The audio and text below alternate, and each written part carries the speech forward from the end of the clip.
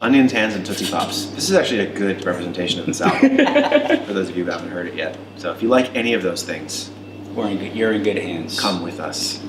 Ben here from Ticketmaster, and I'm here with Brandon and Jose from Incubus. How are you guys doing? Good. Well. Excellent. So you're here to talk about your new album, 8. What inspired you to get back into the studio at this time? Absence of band togetherness. Love. We missed each other. Yeah. It was time. Don't lie. We needed the money, man. Yeah. I got a mortgage. It's been 6 years since we put out a proper record, and although we did put out an EP not too long ago, with the hopes of putting out a following EP, I think after just going on tour and sort of seeing the music that we had written going towards that second EP, I think we just sort of wanted to start fresh and anew. So we took a little bit more time and sort of made a new body of work, and it's been sort of a year-long process. But I think we were ready. We had toured behind If Not Now When, which was our last full length, and then we took some time off and kind of did individual projects and just sort of living our lives for a little while. So after a while of that, we were ready to get back together and write a proper record. It just felt right. Felt like the right time.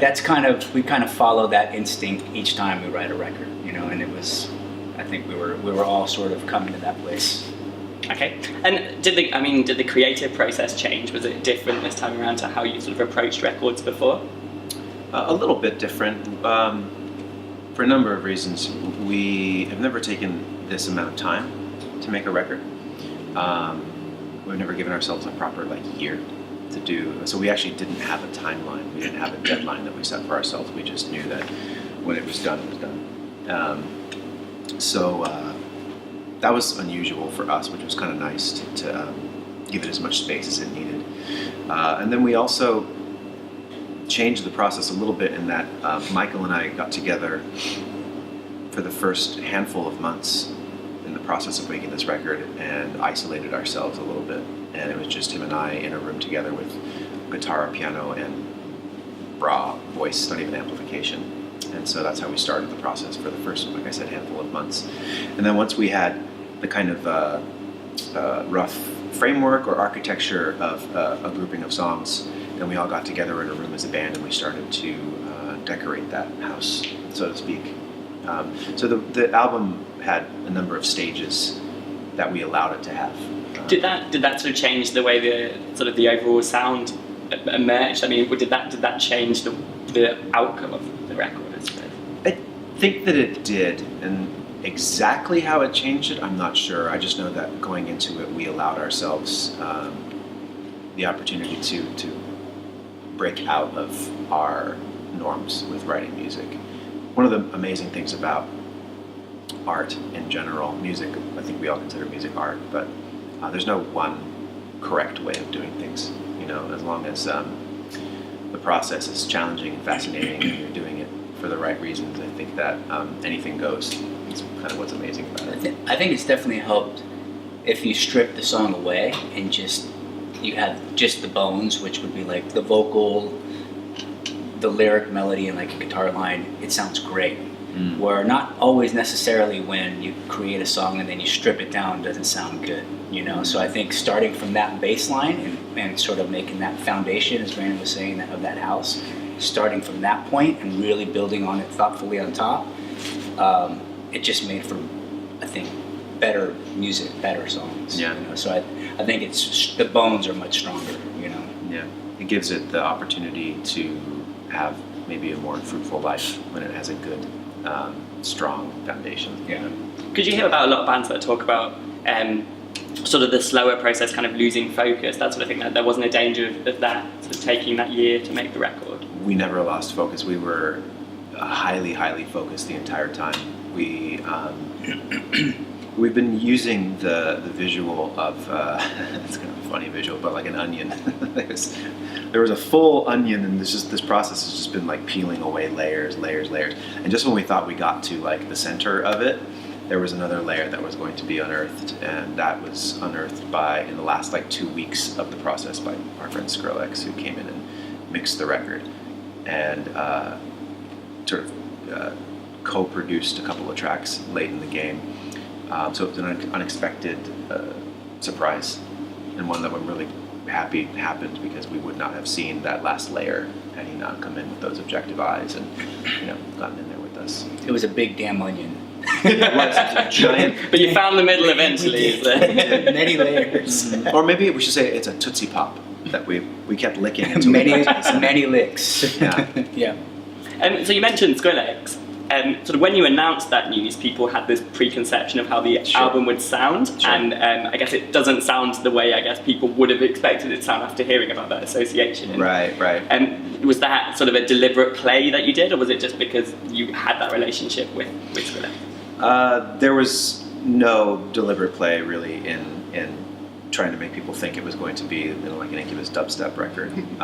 It was never going to be that. We just kind of started to hint that we were working with him towards the end, just to hint things that we were kind of nearing the end of the cycle there, and or nearing the end of the album process. And it's just been kind of interesting to watch people's reactions. What's been fun is that Skrillex really he came to our island, so to speak. I think he just brought a lot of color to what we already built.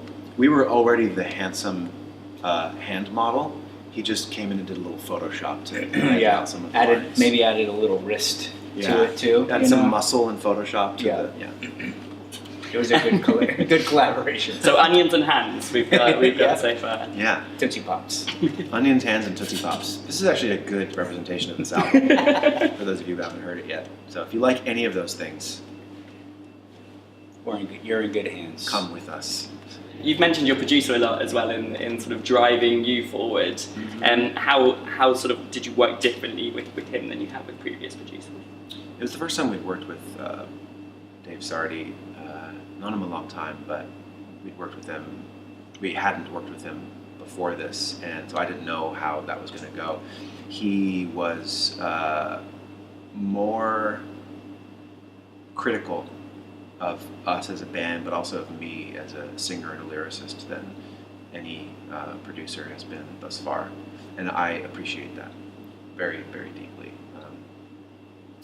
I really only want to work with producers for like a long haul project like this, who are going to challenge us and challenge me in particular, because at any point in our career, we shouldn't be working with anybody who's just going to let us kind of like slide by or slip into a comfort zone of some kind, We can do that on our own. We can do that on our own really well, yeah. So that's really the function of a good producer, is someone that comes in and is willing to lovingly critique and challenge the band or the artist they're working with, and he definitely did that. He challenged me in a way that I didn't even think I wanted to be challenged, and I hated him a couple of times for it, but I'm glad that we chipped away at it like we did.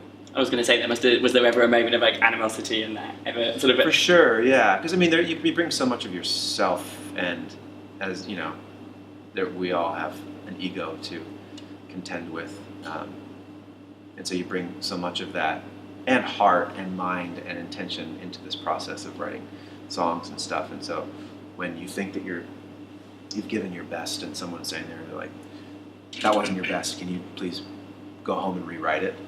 You make yourself vulnerable. It's just extremely not easy. vulnerable. Yeah, and then you have someone sort of critique that. Yeah. No, and even though knowingly you're going into that situation, it doesn't make it that much easier when you're in it. Yeah. But I think we're pretty good at that. We kind of bounce back and recover and just build on it. Pretty good, Excellent. And so, with the final products of the final album, what does that mean to you? I guess as individuals and as a band now. Having a finished album it's kind of there's a feeling. Sometimes there's a feeling of deep vulnerability right before it like comes out, like right in this moment is where it would normally be. And I felt that way for most of our albums, just because you're kind of bearing your soul in a way to everybody. Like, hey, what do you guys think of my soul? Please tell me. And the world that we live in is, some people are really kind, like, oh, good job, honey, but no. Most people are like, we know the internet. But this record, I don't really feel like that same vulnerability, and maybe it's because we went through all of it beforehand while we were making it. So this time, I think that collectively as a band, we're just more excited about it coming out. We feel really proud of this work, and of course, there are going to be some people that don't like it, but I think that our listeners in particular who've been with us on this ride for a long time are going to really like this record a lot. I think there's a bit more just self-confidence too. Like we know we did the ultimate that we could, the best that we could writing this record, and I'm so proud of it that it's almost, I want people to like it, enjoy it as much as I do, but at the same time, I know that the work we did is great work. So Yeah. it's almost like that's kind of a really important part of it too. But, you know, I am a little anxious to see what other people say, but at the end of it, I'm gonna have an amazing time recreating these songs live and going on tour behind it, and just, you know, be proud of what we've made yet again, you know. There's a lot of awesome air drum potential. Totally. I find myself listening to the record and air drumming to your parts all the time. Love that. Yeah. So you're waiting to look out over the audience and see everyone joining in with I that. see people like doing the air drumming. Yeah. Air singing. And so talking about going out on tour, been a band for almost sort of 30 years. Do you still look forward to going out on the road? You must do, right? Yeah, I think it's a little bit different now to being a little bit, having a couple more years under our belt and a little wiser and having most of our wiggles out, so to speak. We found a rhythm with touring that is palpable. There was a time when we were touring so relentlessly that it was getting to the point where it was sort of like killing us in certain ways. Which you can do that. You can do something Physically to death. and emotionally. Yeah. Well, it becomes all you know, and then you get sort of used to that pace, and so we had to learn how to stop for a minute too. We had to unpack, and we had to learn how to reacquaint ourselves with who we were when we weren't in this band, and that has been part of like this slow arc back around towards this newest record. The past like 6-8 years have been interesting, but we've gotten to a place now where we have some really wonderful perspective on not only what we've built, but what this band means to us, I think, collectively and individually. And it's why we're still here, is because we've had a chance to reflect on it. And it's like, wow, this is amazing. Good job, man. Like, we made something really cool and really special and unique. And who'd have thunk that, like, the band that we started when we were in high school would be the thing we were still doing in our 40s. So, what? Yeah. Playing live is kind of my favorite part. You know, I just really enjoy playing drums, and it's like each night's sort of a challenge for me, because I want to, and I kind of take that challenge for each song, you know what I mean? And just see, I always want to play the best that I can, and I take that from song to song to song, and really, you know, the energy that is sort of like coming off of the crowd too. It's just like this amazing feeling. So that's sort of the best part about, you know, being in the band, is bringing that stuff to life. So, and like Brandon was saying, doing it in just the right amount of time too, not killing ourselves, and going home to sort of like decompress and just sort of get back to health, you know, and then doing it again, but, you know, at a much better pace than we used to. Yeah. Because it sounds to me like you've reached that point in your career where you have those opportunities and that freedom and flexibility to do that. I think, you know, that must be a really good place to have got to. 100%. Nice. There was a reason why we stayed on tour forever when we were kids, is because that was the only option. If we were going to do this, we had to, like, that was how we, you know, it is still how we make a living, but things have, we've sort of earned the right to do it at a more humane pace, I suppose. But the thing is we come from similar backgrounds, us in the band, where, you know, when we were kids, we had to have jobs, and we had to, none of us were like handed anything on a silver platter, and we actually have a work ethic in this band. So we've crafted a schedule when we're on tour that is a bit like, it's our job. It's an amazing job. It's a fun job. It's a remarkable job. But it's still a job. So we work 5 days a week. That's how we kind of do it. You know, the other 2 days we're either traveling to the next gig or taking a shower. There's a song on this new record about it. It's called When I Became a Man. It sounds better when you say it with like a Sean Connery accent. When I became a man. That wasn't very good. It's pretty good, dude. So you're going out on the road, Jimmy Worlds in America. Yeah. Any plans to come over here anytime soon? Not soon enough, unfortunately, but we will be touring in the UK and Europe. We're hoping probably the end of winter 2018, so like maybe like March, April. Hopefully we can wait until April when it gets a little bit warmer. A little bit, yeah. Yeah, but we love touring the UK. We love touring Europe, and we would love to be able to do it all this summer. But the US is a huge place, so we're gonna go across the states, and then we're actually gonna make our way down into Central and South America too. We'll spend some time here for sure, though. Yeah. Festivals, a headline tour, you know.